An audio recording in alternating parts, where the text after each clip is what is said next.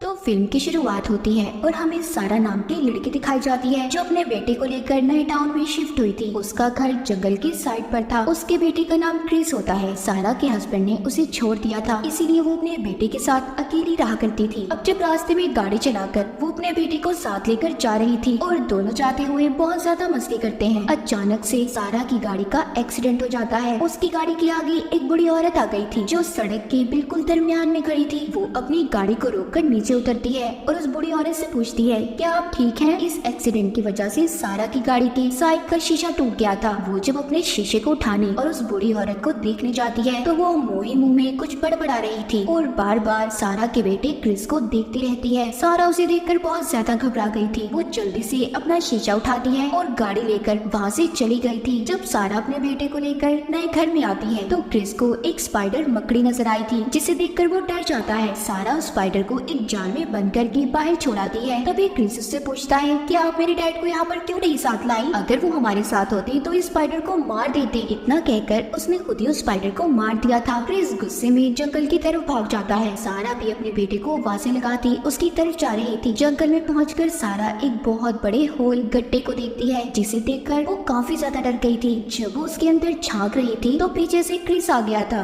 वो उसे लेकर जल्दी से अब घर आ जाती है। उसी रात सारा एक डिनर पार्टी में भी गई थी। वहाँ पर उसके दोस्तों से बताती है कि तुम्हारे टाउन में एक बुढ़ी औरत रहती है जो काफी अजीब दिखती है। सारा की दोस्त उसी बुढ़ी औरत की बात कर रही थी जो हमने कहानी के शुरू में देखी, जो उसकी गाड़ी के आगे भी आ गई थी। फिर सारा की दोस्त बताती है कि उस बुढ़ी औरत का बेटा मेरी क्लास में पढ़ा करता था। उसका अपनी मॉम यानी कि उस बुढ़ी औरत से मिलना मना था। एक दिन वो बुढ़ी औरत हमारे स्कूल में आ गई और जबरदस्ती अपने बेटे को ले जाने लगी, जिस पर उसे और उसके बेटे को स्कूल वालों ने निकाल दिया। जो बात काफी अजीब थी, जिसके कुछ दिन बाद हमें पता चला उस बुढ़ी औरत के बेटे की मौत हो गई, मगर कहा जाता है कि उसने खुद अपने बेटे को कार एक्सीडेंट में मारा था। ये बातें सारा को काफी अजीब लग रही थी। उसी रात जब वो सो रही होती है तो उसे अपने घर से कुछ आवाजें आ रही थी। जब वो बाहर जाकर देखती है तो घर का दरवाजा खुला था और क्रिस भी घर पर नहीं था। वो ये देखकर बहुत ज्यादा डर जाती है और जल्दी से जंगल की तरफ जाती है ताकि वो अपने बेटे को ढूंढ सके, मगर वो उसे कहीं पर भी नहीं मिला था। अब वो घर आकर पुलिस को फोन करने लगती है। तभी वो पीछे मुड़कर देखती है तो क्रिस उसके पीछे खड़ा था। इसी दौरान सारा नोटिस करती है कि उसका बेटा कुछ अजीब लग रहा है। सुबह होते ही सारा डॉक्टर के पास गई थी क्योंकि वो डिप्रेशन की मरीज थी, क्योंकि उसका हस्बैंड उसे बहुत ज्यादा मारा करता था और इसी वजह से सारा डिप्रेशन की मरीज हो गई थी। वापसी पर जाते हुए वो स्कूल से क्रिस को भी लेती है तो रास्ते में उसे वही बुढ़ी औरत मिलती है जो उसे पहले मिली थी। इस बार वहाँ पर उसका हस्बैंड भी था। सारा उसके हस्बैंड से जब बात कर रही थी, इसी दौरान वो बुढ़ी औरत क्रिस के पास आती है और शीशे में खड़ी पहले तो उसे गौर से देखती है, फिर कहती है नहीं, ये सारा का बेटा नहीं है, ये क्रिस नहीं है। इतना कहकर बार बार अपने सर को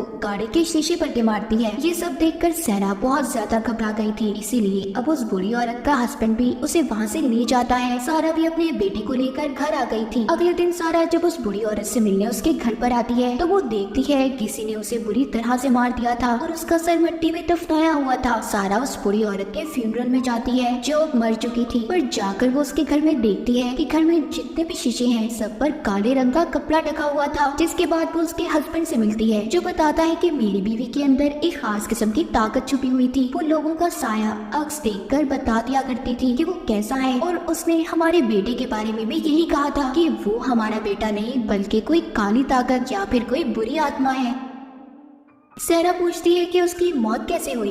मैंने सुना है आपके बेटे की मौत हो गई है। वो बताता है एक्सीडेंट की वजह से जो मेरी गाड़ी से हुआ था। सारा सब बातें सुनकर थोड़ा कंफ्यूज थी क्योंकि उसकी दोस्त ने तो उसे बताया था कि उस बूढ़ी औरत ने अपने बेटे को मारा था। अगले दिन सारा जब अपने घर पर क्रिस के साथ बैठी खाना खा रही थी, वो देखती है क्रिस का बर्ताव कुछ बदला हुआ है। जो खाना उसे बिल्कुल पसंद नहीं था वो उसे बहुत शौक से खा रहा था। एक दिन सारा जब सुबह वॉक करती जंगल की तरफ जाती है तो उसे अपने बेटे का खिला हुआ सोल्जर टॉय खिलौना मिलता है। वो आकर अब क्रिस से पूछती है क्या तुम जंगल में गए थे? मैंने तुम्हें मना किया था ना, उसके बावजूद तुम वहाँ पर गए। ये सुनकर क्रिस को गुस्सा आ गया था। वो वहाँ पर पड़े टेबल को गुस्से में सारा की तरफ धकेलता है। अजीब बात ये थी कि सारा का बेटा बहुत छोटा था और इतने बड़े टेबल को उसने बहुत ही आराम से पीछे कर दिया था। रात को सारा जब नहाने जा रही होती है तो वो अजीब आवाजों को सुनती है जो क्रिस के कमरे से आ रही थी। जब वो उसके कमरे के पास जाकर देखती है तो हैरान हो गई थी। वहाँ पर क्रिस बैठा स्पाइडर मकड़ियाँ खा रहा था। इतना ही नहीं, उसका जिस्म भी अजीब तरह से मुड़ा हुआ था। ये नजारा देखकर सारा बहुत ज्यादा डर जाती है और अगले ही दिन वो क्रिस को डॉक्टर के पास ले आई थी, जहाँ पर डॉक्टर उसका मुआयना करके बताती है कि तुम्हारा बेटा बिल्कुल ठीक है, उसे कुछ भी नहीं हुआ। सहरा अपने बेटे को लेकर घर तो आ गई थी, मगर उसे अब ये लगने लगा था कि ये बच्चा उसका बेटा क्रिस नहीं है। वो जब टेबल पर बैठा खाना खा रहा था तो वो सारा के फेस को हाथ लगाता है, जो चोट सारा के सर पर लगी हुई थी। क्रिस देखते ही देखते अपनी मॉम यानी कि सारा के जख्म को हाथ डालकर खोल देता है। वो बहुत ज्यादा तड़प रही थी, मगर बाद में हमें पता चलता है कि ये तो सिर्फ सारा का सपना था। अगले दिन स्कूल में क्रिस का फंक्शन होता है, जिसमें सारा भी थी। वो क्रिस की परफॉर्मेंस के दौरान नोटिस करती है कि वो सिर्फ उसे देख रहा है, न जाने उसे क्या हो गया था। उसकी आवाज भी बदल चुकी थी। ये देखकर सारा को डर लगने लगा था, इसीलिए वो हॉल से भागकर बाहर आ जाती है। थोड़ी देर बाद उसके पास क्रिस की टीचर आती है,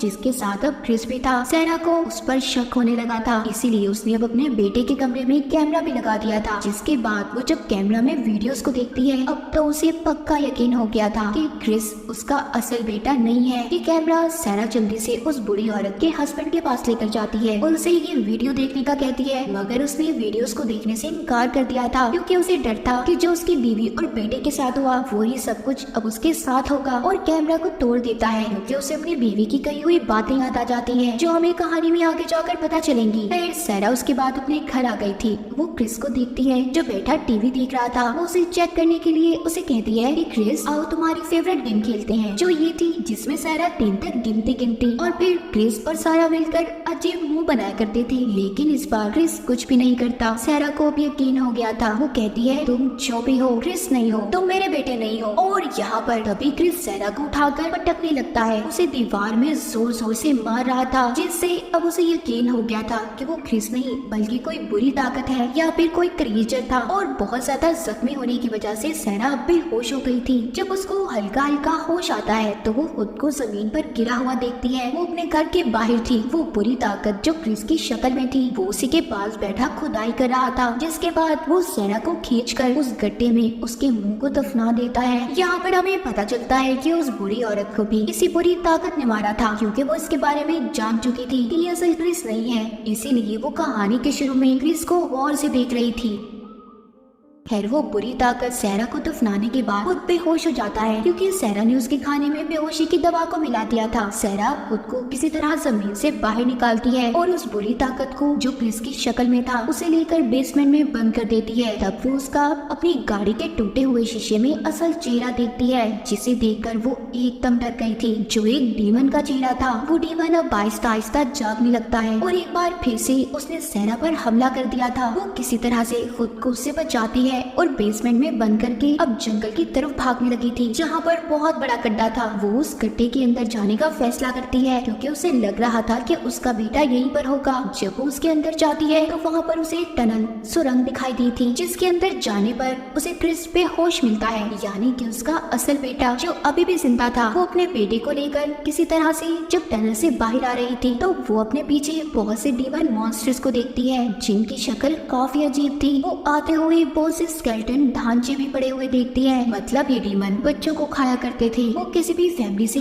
एक बच्चे को यहाँ पर लाकर अपने पास रख लेते और फिर उसका रूप लेकर उसकी फैमिली में शामिल हो जाया करते थे, जैसा कि क्रिस के साथ हुआ। और उस बूढ़ी औरत के बेटे के साथ भी ऐसा ही हुआ था। और उसने अपने बेटे को इसलिए मारा क्योंकि उसे पता चल गया था कि जो उसके घर में रह रहा है वो उसका असल बेटा नहीं बल्कि एक डीमन है, जो उसके बेटे के रूप में है। लेकिन वो अपने असल बेटे तक कभी न पहुँच सकी और सब में ये मशहूर हो गया कि उस बूढ़ी औरत ने अपने बेटे को मारा। सारा जब इस टनल से बाहर आने लगती है तो एक डीमन ने उसका हाथ पकड़ लिया था। वो अपनी टॉर्च से उसे मारने की कोशिश कर रही थी। वो डीमन देखते ही देखते सारा जैसा दिखने लगा था। वो जैसे तैसे कर उस बड़े से गड्ढे से अपने बच्चे को बचाकर बाहर ले आई थी। यहाँ पर हमें ये भी पता चलता है कि वो डीमन किसी भी इंसान का रूप ले सकते थे। वो अब अपने घर जाकर जैसे तैसे करके गाड़ी की चाबियां लाती है। उसने उस घर को आग लगा दी थी, जिसमें क्रिस की शक्ल का डीमन बंद था। वो अपने बेटे को लेकर वहाँ से चली गई थी। कुछ दिन बाद हमें दिखाया जाता है सारा एक नए टाउन में शिफ्ट हो गई। उसने खुद यूनिवर्सिटी जाना भी शुरू कर दिया था और क्रिस को हम साइकिल चलाता हुआ देखते हैं। एक दिन क्रिस जब अपनी साइकिल चला रहा था तो सारा चुपके से अपने घर में खड़ी उसकी तस्वीरें लेती है, जिसमें क्रिस का चेहरा थोड़ा ब्लर आया था। और अब सारा ने अपने घर के अंदर चारों साइड पर शीशे भी लगाए हुए थे। वो शीशे शायद इसलिए थे ताकि अगर क्रिस की शक्ल में अभी भी वो डीमन है तो वो इसे नजर आ जाए। और वो तस्वीरें भी इसी वजह से ले रही थी क्योंकि सारा उस हादसे की वजह से बहुत ज्यादा डर चुकी थी। उसे अभी भी यही शक था कि